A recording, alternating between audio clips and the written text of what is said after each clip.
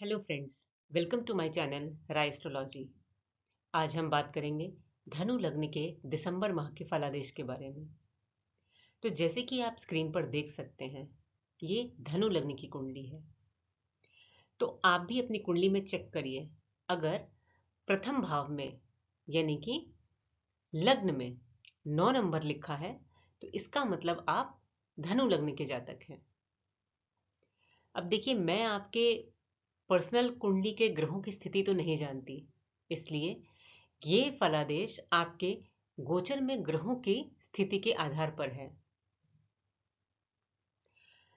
जैसे कि आप ये टेबल देख सकते हैं, यहां पर कौन सा ग्रह किस राशि में किस अवधि में गोचर करेगा, ये इंफॉर्मेशन हम यहां से रेफर कर सकते हैं।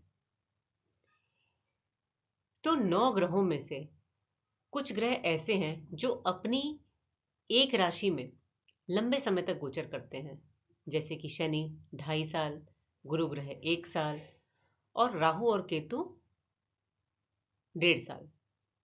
लेकिन कुछ ग्रह हैं जो बहुत फास्ट मूव करते हैं, जैसे कि चंद्रमा, जो एक राशि में 2.25 दिन गोचर करते हैं। इस माह के फलादेश के लिए हम उन ग्रहों पर फोकस करेंगे जो कि इस माह अपना राशि परिवर्तन करने वाले हैं। तो सबसे पहले शुरू करते हैं सूर्य ग्रह से। तो सूर्य ग्रह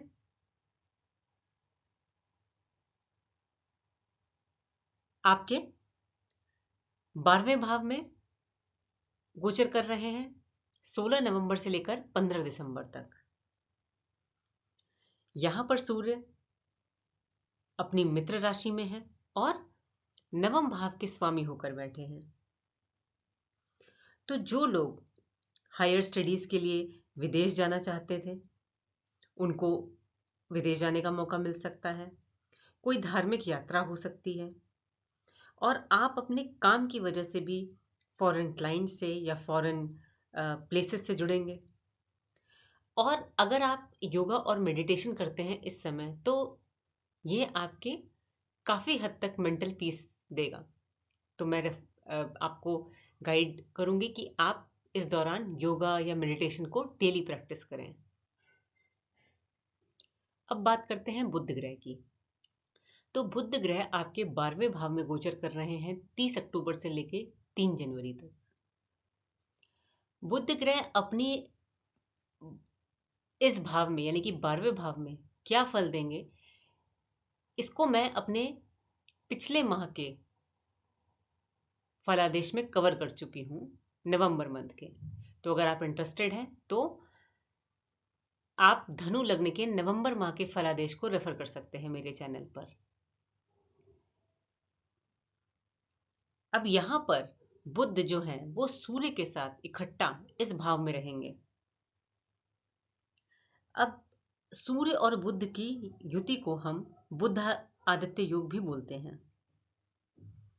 अब इस महीने एक इंपॉर्टेंट इवेंट ये है कि बुध ग्रह वक्री हो रहे हैं 26 नवंबर से लेकर 16 दिसंबर तक, जिसके प्रभाव से वह एक भाव पीछे के भी प्रभाव देंगे। तो बुध ग्रह 11वें भाव में आपकी आय में वृद्धि कर सकते हैं। कोई इंसेंटिव, रिवॉर्ड या कोई प्रमोशन ड्यू है तो वो भी मिल सकता है। और ऐसा आपके जीवन साथी के साथ भी हो सकता है कि उनकी आय में वृद्धि हो। अगर आप बिजनेस करते हैं तो वहां से भी लाभ हो सकता है। और अगर आप किसी बड़ी ऑर्गेनाइजेशन या एमएनसी से जुड़कर काम करते हैं तो आपको अच्छा लाभ होगा। अब बात करते हैं शुक्र ग्रह की। तो शुक्र दूसरे भाव में गोचर करेंगे 2 दिसंबर से लेकर 28 दिसंबर। यहां पर शुक्र अपनी मित्र राशि में है और छठे और 11वें भाव के स्वामी होकर बैठे हैं। आपका जो धन है वो स्वास्थ्य की खराबी की वजह से भी खर्च हो सकता है।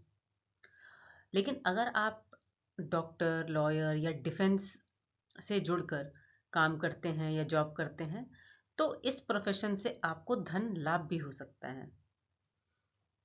आप पेट एनिमल पर भी पैसा खर्च करेंगे, या अगर पेट एनिमल से जुड़कर कोई व्यवसाय करते हैं तो आप इस काम से भी जुड़कर धन कमा सकते हैं। शुक्र 11वें भाव के स्वामी होकर दूसरे भाव में है। ये धन योग की स्थिति है। अगर आप एमएनसी या किसी बड़ी ऑर्ग से जुड़कर काम करते हैं तो आपकी आय में बढ़ोतरी हो सकती है, यानी कि कोई सोर्स ऑफ इनकम ऐड हो सकती है। आपके दोस्त बढ़ेंगे, सोशल सर्कल बढ़ेगा। आप उनको अपने घर पर भी बुला सकते हैं खाने पर। अपने बड़े भाई बहनों से भी आपको लाभ मिलेगा। आप फैशनेबल कपड़े, ज्वेलरी पर भी अपना पैसा खर्च करेंगे। शुक्र 8th हाउस पर दृष्टि डाल रहे हैं और मंगल भी 8th हाउस में है। तो ये एक दूसरे पर दृष्टि डाल रहे हैं, जिसे हम दृष्टि संबंध भी बोलते हैं। तो अपनी वाणी पर नियंत्रण रखें, कटु शब्द ना बोलें, अदरवाइज परिवार के साथ संबंध खराब हो सकते हैं, पारिवारिक कलह हो सकता है। और शुक्र की सप्तम दृष्टि 8वें भाव पर पड़ रही है, जिसकी वजह से आपको कोई अचानक धन प्राप्ति हो सकती है, जैसे कि कोई एफडी मैच्योर होना, इनहेरिटेंस, कोई पैतृक संपत्ति मिलना या इन लॉस से कुछ गिफ्ट मिलना, ऐसी स्थिति बन सकती है। अब बात करते हैं मंगल ग्रह की। तो वैसे तो मंगल ग्रह 8वें भाव में गोचर कर रहे हैं 20 अक्टूबर से लेके 20 जनवरी तक, और ये क्या प्रभाव देंगे वो मैं अपने पिछले माह के फलादेश में कवर कर चुकी हूँ। तो अगर आप इंटरेस्टेड हैं तो आप मेरे लास्ट मंथ का वीडियो को रेफर कर सकते हैं। लेकिन इस महीने इंपॉर्टेंट इवेंट ये है कि मंगल ग्रह 7 दिसंबर को वक्री हो रहे हैं, यानी कि रेट्रोग्रेड हो रहे हैं, जिसके प्रभाव से वह आपको एक भाव पीछे के भी प्रभाव देंगे। तो मंगल सप्तम भाव में के प्रभाव देंगे, जो कि शत्रु राशि है। तो वैवाहिक जीवन में तालमेल में दिक्कत होगी, किसी ना किसी बात पर आर्ग्यूमेंट या कॉन्फ्लिक्ट रहेगा।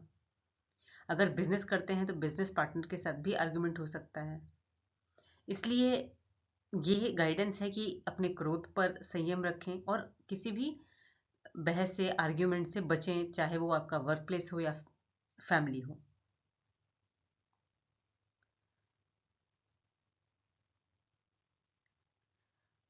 इस दौरान अगर एज अ रेमेडी बोलूं तो मंगल ग्रह जो है वो एनर्जी के कारक हैं। तो अगर आप अपनी एनर्जी को सही डायरेक्शन में यूज करेंगे तो मंगल ग्रह के जो नेगेटिव इफेक्ट्स हैं वो आपको कम मिलेंगे। तो या तो आप एक्सरसाइज करिए, जिमिंग करिए, और अगर जो लोग ये काम नहीं कर सकते वो डेली हनुमान चालीसा पढ़ सकते हैं।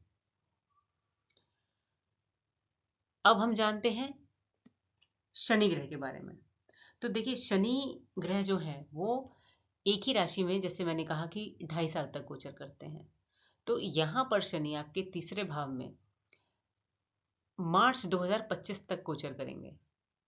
लेकिन इस महीने इंपॉर्टेंट बात यह है कि 15 नवंबर को शनि मार्गी हो रहे हैं, जिसके फलस्वरूप शनिदेव अब अपनी सामान्य तरह से आगे की ओर चलेंगे। तीसरा भाव जो है वो क्रिएटिविटी का होता है, कम्युनिकेशन का होता है, और सेल्फ एफर्ट यानी कि स्वप्रयास का होता है। और यहां पर शनि जो है वो अपनी ही राशि में है। तो अगर आप एफर्ट डालेंगे तो आप अपनी क्रिएटिविटी से जुड़कर जो लोग काम करते हैं, स्पोर्ट्स एक्टिविटी या सिंगिंग, डांसिंग, पेंटिंग, तो आपको अच्छे फल मिल सकते हैं, लेकिन आपको प्रयास करना पड़ेगा। अब जिन लोगों को धन कमाने में रुकावट आ रही थी उनकी ये प्रॉब्लम सॉल्व होगी। तीसरा भाव जो है वो कम्युनिकेशन का है और दूसरा भाव वाणी का है। तो आपके बातचीत के तरीके में पहले कटुता थी, जिससे आपके संबंध परिवार के साथ अच्छे नहीं रह रहे थे, मिसकम्युनिकेशन की प्रॉब्लम थी।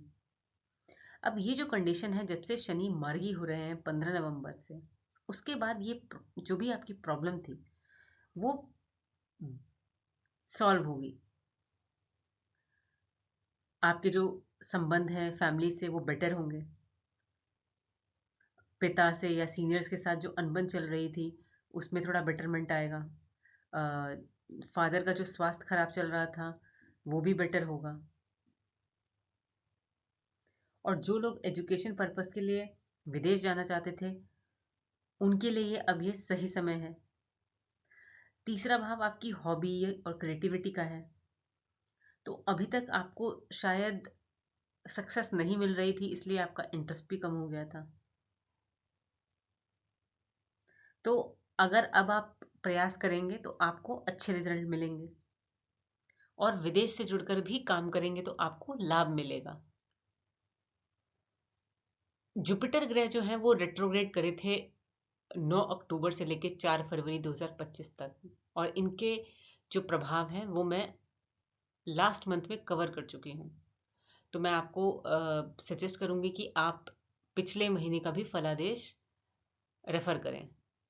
तो ये थी जानकारी दिसंबर माह में के लिए।